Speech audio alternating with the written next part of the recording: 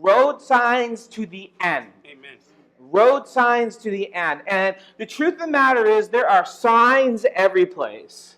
If you are paying attention, there are signs every place. Where are they? Every place. There are signs every place. And we want to talk about signs that are leading to the return of Jesus. And sometimes they're scary. So I wanted my first sign to be a sign of hope. Because what Jesus is about, what these signs are about, are actually hope. Although there are some dark ones along the way, it's about hope. It's about putting our trust in Jesus. It's about looking for what Jesus wants for us. So let's talk about signs. And before we get into the dark ones, I thought we might look at some lighter signs. Some funny signs I saw around the internet. Yeah, I love this one. Beware of the dogs, but don't trust the cats either. Me, I can't stand cats. I never trust a cat. I know, I have 2 cats. They belong to my wife, not me. Right? I like that one. If you fall in, the animals may eat you, and that might make them sick. Right? I like that one. But this one, we're all going to be feeling this one in 2 days. This one. I love this one.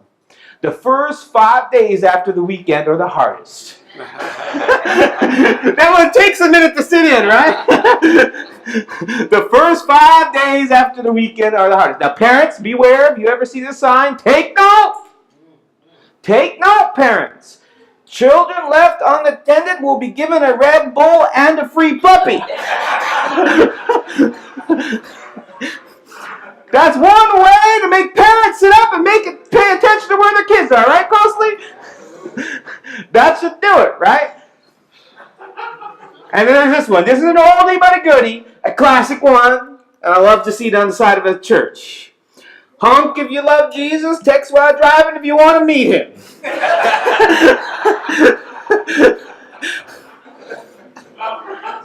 Right?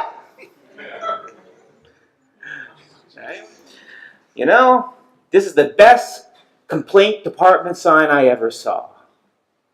Complaint department. Press button for service. In case you can't tell, it's a rat trap. You press that button. Complaint department, press button for service. What's my point? My point is that there are signs every place.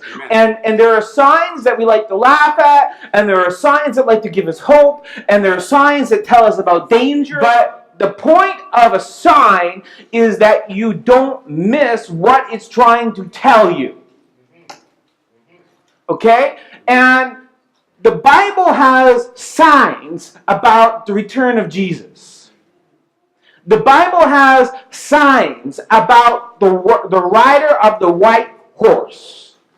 In fact, this idea of the rider of the white horse comes from the book of Revelation. It comes from the book of Revelation, chapter 6 and verse 2. It is the way the book of Revelation depicts the return of Christ. It says, and I looked, and behold, a what? White horse. A white horse. And its rider had what? A bow. A bow and a crown, and was given to him. And he came out to do what? Conquering. To conquer and... To overcome. Right. To be conquering and to conquer, or to conquer and to overcome, depending on your translation. And here's the sign of Revelation 6, verse 2. The sign of Revelation verse 6, or chapter 6, verse 2, is that Jesus, when he returns, is not coming as a meek lamb.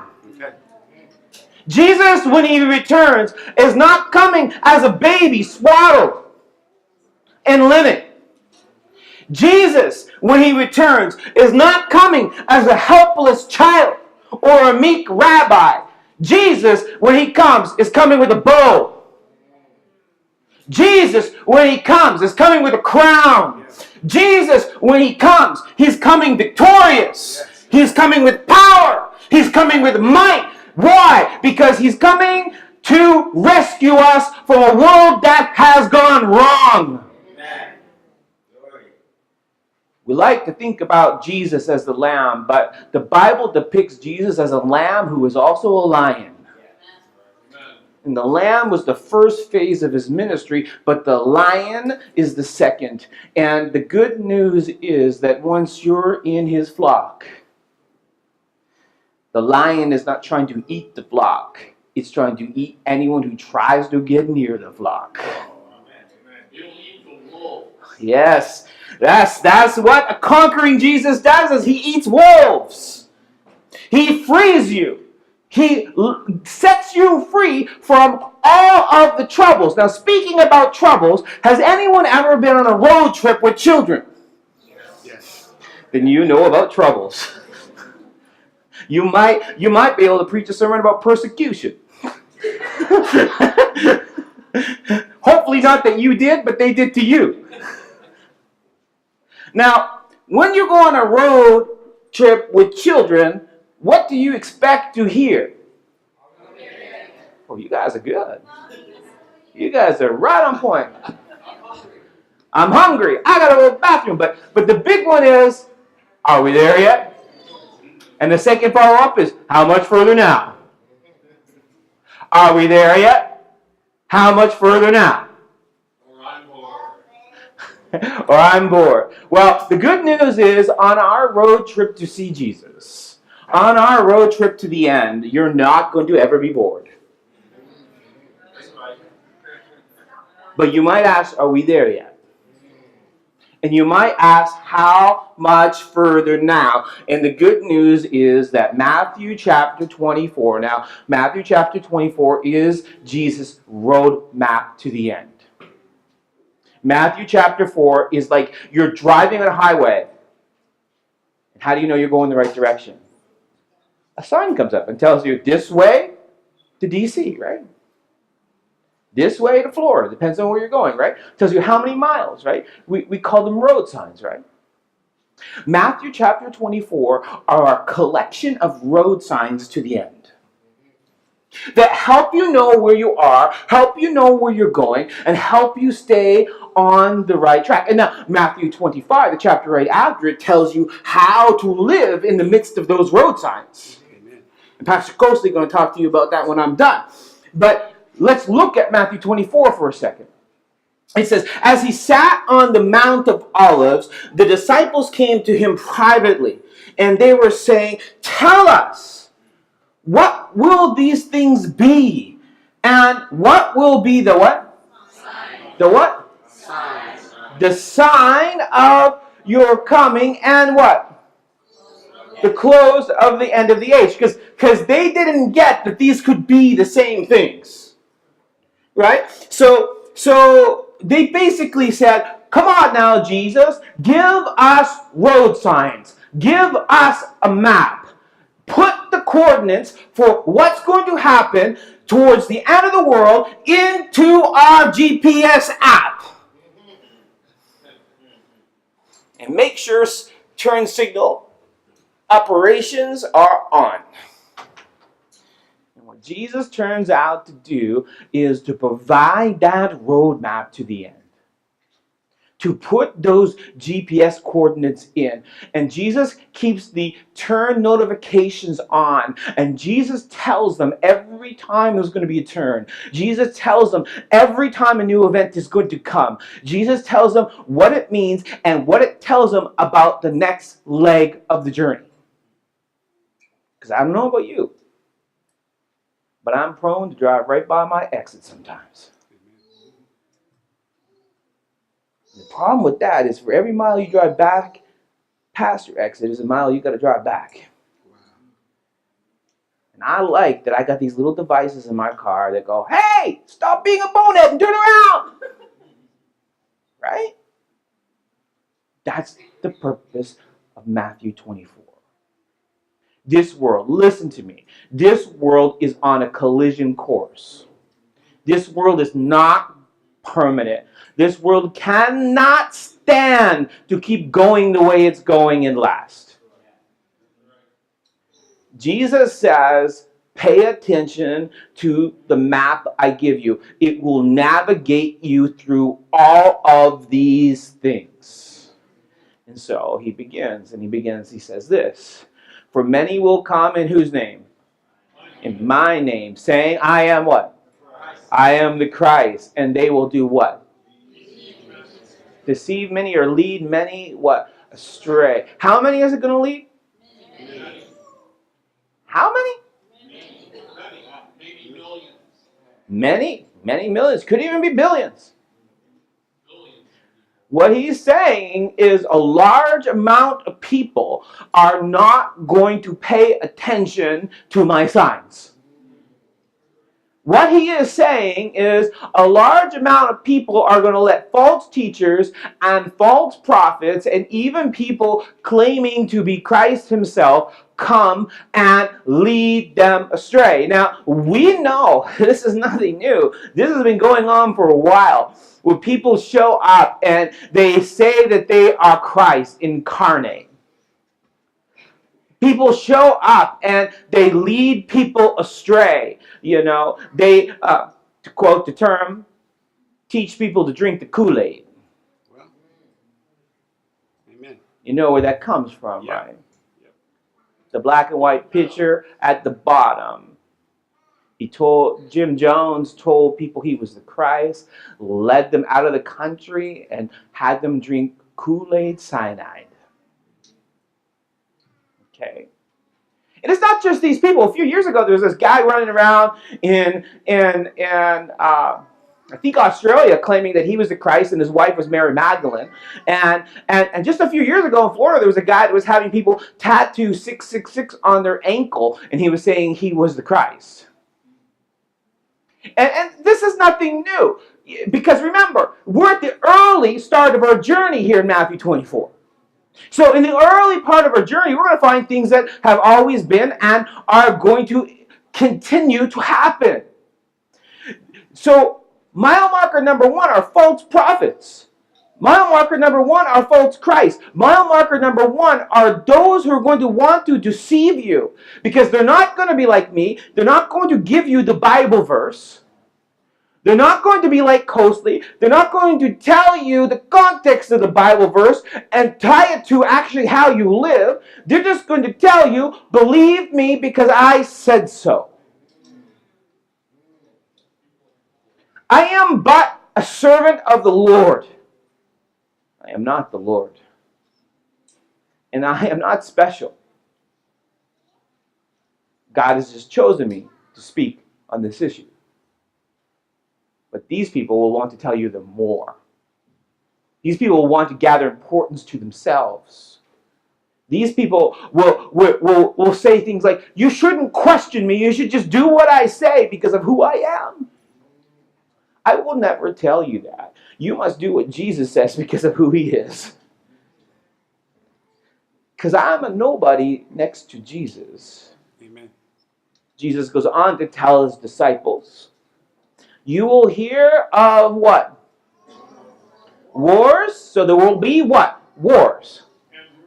And, oh yes, I'm so glad you're here, Chuck. There will be wars and rumors of wars. There's going to be both. Okay? And that's important to understand as we unpack this. There are going to be both wars and rumors of war. So mile marker number 2 are wars and rumors of wars. And if you think about it, ever since the headlines read, Great Britain declares war on Germany, which was the beginning of World War I, we have never, listen to me, we have never been out of war. After World War I, World War II. After World War II, Korean War. Well, that's coming back to bite us, isn't it? Then Vietnam. Then Cold War. Now the war on ISIS or Al-Qaeda or radicalized religious jihadists, right? That came to our shores. Look, we as Christians should not be shaken. We as Christians should not be confused. We as Christians should not act like we're dumb and we don't know what's going on. And we also shouldn't think all these people are our enemies, because they're not. It's just a matter that Christ said this is a sign that the world is falling apart. Amen. This is a sign that nations can't get along with each other. This is a sign that there are not enough resources on this planet. This is a sign that you are heading towards the end. Remember, we're still at the beginning of the journey. So these things always have been. I mean, I started at World War I, but we could go way back through history. These things have always been, but they're increasing. There are wars, and then there are rumors of wars, right? President of the United States stood before the UN this week and called a madman with a bomb Rocket Man.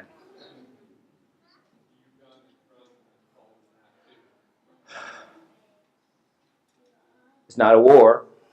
We're not at war with North Korea. That war ended over 50 years ago.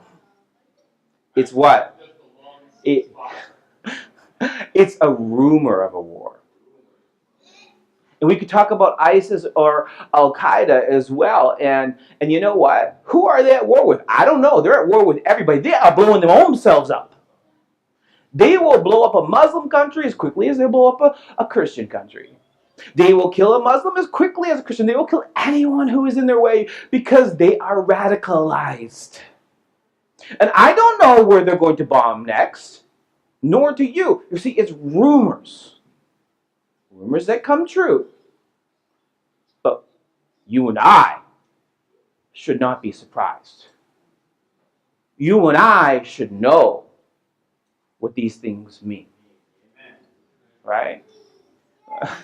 What about the election? I don't know who was behind it. I told you last week is Facebook is turning over all these receipts where they profited millions and millions of dollars off of selling the Russians ads for the election.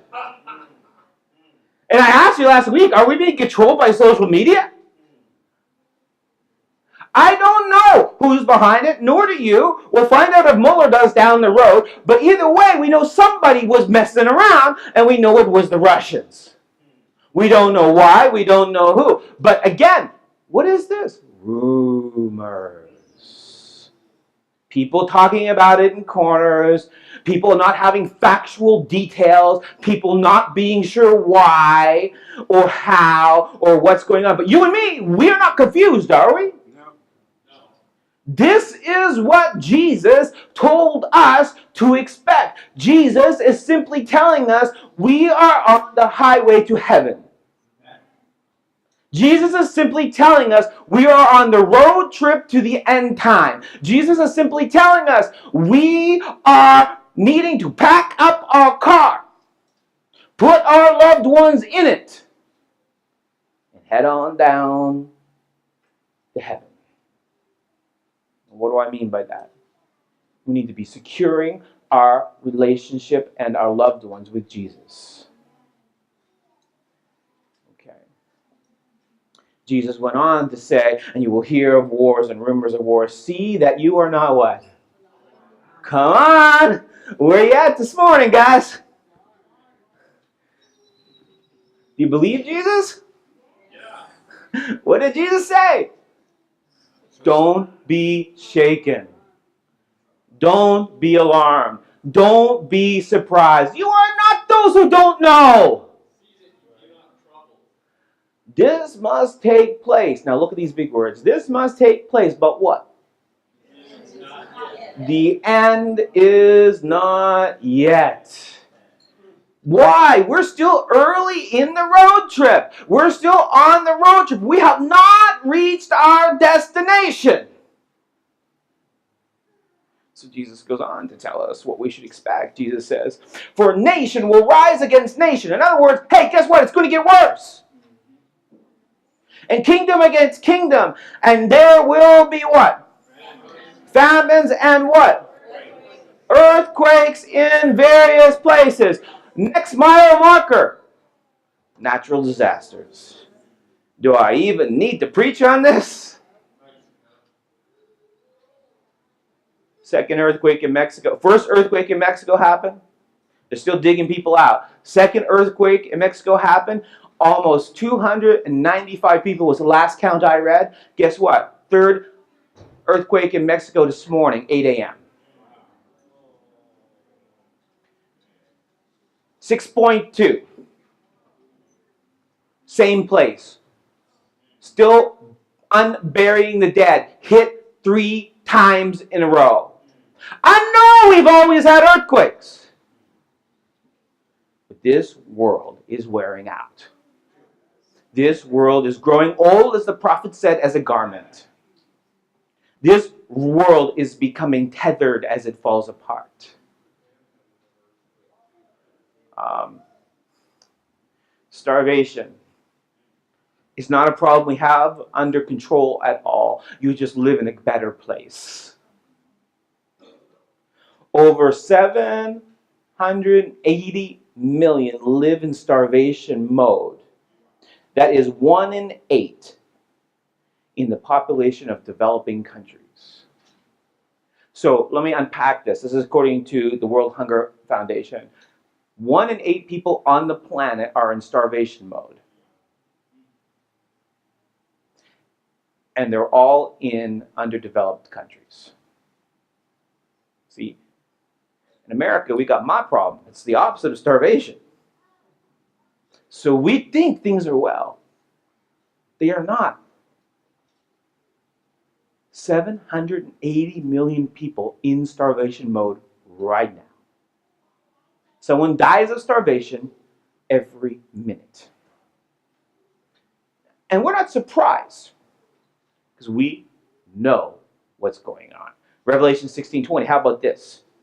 Every island will be vanished. I think the King James says shaken out of place. Every island will be vanished, and the mountains could be seen no longer. And I used to say, how could this happen, Coasley? I used to say, how could this happen, Marvin? but when I see these earthquakes, I now see how it could happen. And when I see these hurricanes, I'm literally seeing on live TV as some fool reporter stands out there in the middle of it, islands being flattened. We had Harvey. After Harvey, we had Irma. Then there was little Jose for a while. But Jose's, like my son Jose, are cute and harmless. Not quite, but it didn't do the damage of Harvey or Irma. And then we have Maria. We have places in the Caribbean that are completely flattened. We have islands now. What did it say in Revelation 6? It said there will be islands that vanish. We have islands right now in the Caribbean that have 0 population on them for the first time in hundreds of years. They've evacuated, they've vanished. Prophecy is being fulfilled. The world is growing old. It is time to be connecting to Jesus. It is time to be getting on our road trip to heaven. It is time to be watching our signs down the highway to the end. It is time to have our connection to Jesus. Jesus goes on to tell us in verse 8 of 24, but all these things are just the what? The beginning of what? The beginning of earth pains. Now, I can't really get into this because I have never had a baby. But some of you have had babies, right? Now, when you've had a baby, this is just what I understand. Once those birth pains start, they're not going to stop until it's over. If there was any doubt that you were pregnant, when labor kicks in, denial cannot hold on. And this is what Jesus is saying. All these things that you have seen up to this point, you might say, I don't believe the pregnancy test. But after this stage in the journey, when the birth pains kick in, you know what? You can be in denial all you want. There's a baby a-coming. Because when birth pains begin, when labor sets in, the only thing that can happen next is birth. Jesus says these are just the beginning. Once we get to this point, we're getting to the place where things are getting real. So all these things are going on. Like if I was a school teacher, I could write up on a chalkboard, all these things are going on. We can keep track of them. But Jesus says, it's not yet. This is just the beginning. It's not finished yet. There's still some more things to come. Well, what are they? He tells us in verses 9 and 10. Then they will deliver you up to tribulation. Now listen. They will put you to death. And you will be hated by the nations. Why? Because of me. Not because you're an American. Not because of where you're from. And not even because of your genetic material. These are all the things we generally fight over. You will be hated because you belong to Him.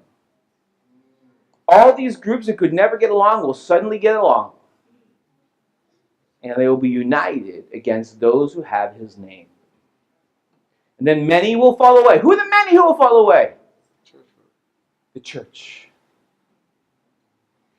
Many who have not secured themselves to Jesus. Many who have not fallen in love with Jesus. Many who are just being cultural Christians.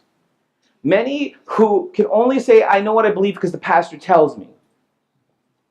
Many who don't know the scriptures themselves. Many who can't make it to prayer meetings or Bible studies or devotions or revivals or commitments. Those are the many.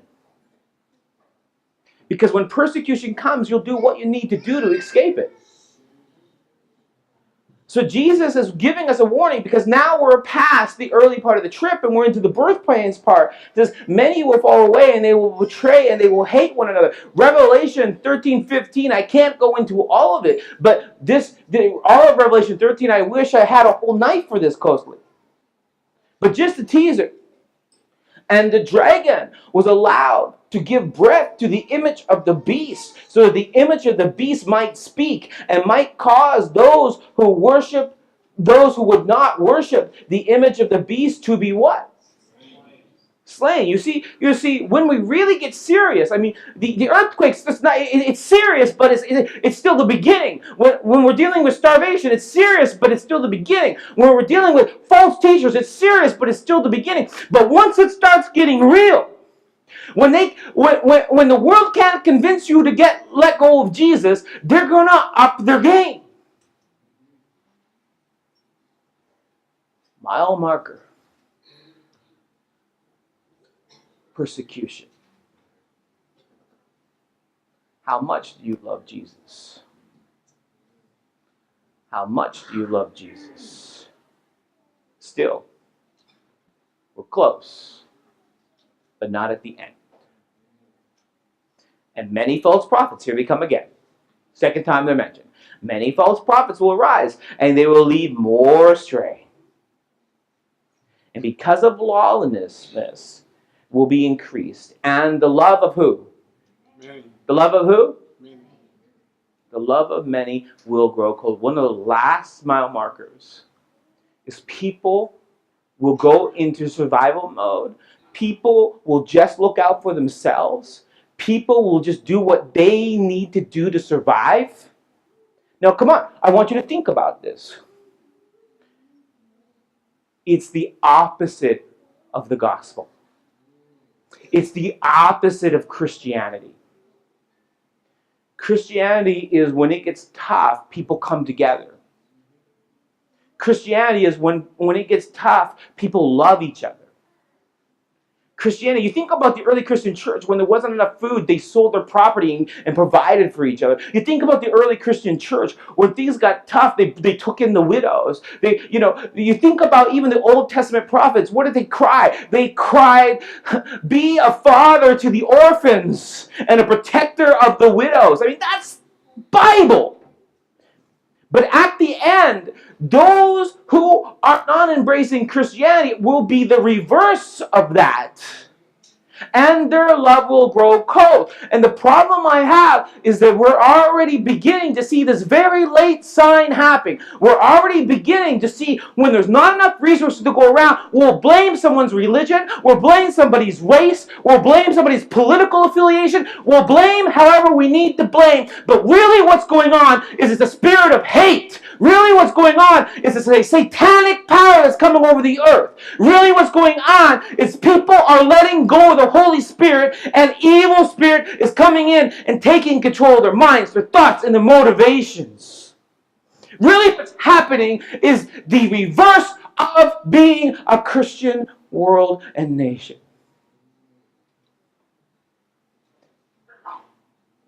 Christians cannot use hate. And Christians cannot be a part of hate, nor back movements of hate, even for issues and associations they think have value, because that is the power of the dragon and the image of the beast in Revelation 13. The way Christians overcome lack of resource and struggle and difficulty is through love, compassion, and binding together. And people who won't bind together, people who won't love each other, people who won't become an ongoing family for each other, but rather will blame and hate and sloganeer, are working from an opposite power. But Jesus gives us this little piece of warning. This little piece of advice. This little piece that I need this morning. But the one who lives through this, the one who doesn't give up, the one who keeps his eyes focused on Jesus, the one who knows what the road signs mean, the one crawls across the finish line if that's what it takes. The one who endures to the end will be saved. Now listen to me. You got to hear this. Listen to me. You got to hear. We've seen the mile markers, right? It's the same thing. If I get on the highway right now, I'm going to see exit 35, 37, whatever. I'm going to see the mile markers. But there's only one mile marker that matters, and that's my exit ramp.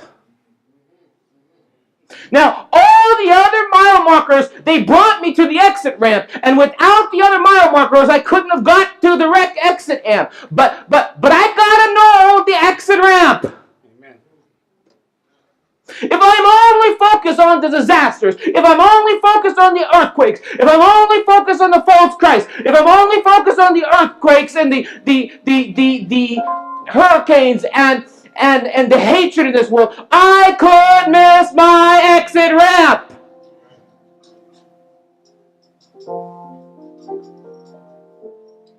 So what's the exit ramp? Because up until now, have you noticed? Every time Jesus gives a sign, and the end is not yet. And this is just the beginning of trouble. And the end is not yet. Let me tell you something. You get to a point in Matthew 24 when Jesus stops saying that. Listen. And this gospel of the kingdom, what? Will, not might, not when. Will. With your help or without it. If rocks have to take your place in the gospel choir, Jesus said the rocks will cry out if the people don't. This gospel is not dependent upon you, but this gospel is going through either way. And I want you to notice what Jesus says about when this gospel goes through. This gospel of the kingdom will be proclaimed throughout where? Throughout where? Throughout where? As throughout the whole world as a what? As a tetanus or a witness or a testimony of all the nations. Now notice, he's not saying in the end is not yet anymore. What is he saying? And then the end will come. What's the exit sign? What's the exit sign? When you see the gospel going to the whole world, when you see the whole world be given an opportunity. There might be 150 people here if I count liberally today. But I tell you something right now. Right now, you are part of an audience that is broadcasting to the whole world. I tell you something right now. Last week's sermon, both sermons were viewed just under 5,000 times by people all over the world. I tell you what else, so will this week's be. You are living right before the exit ramp. I invite my praise team to come up, give us 2 more songs, and then Kosey's going to tell you what to do about it.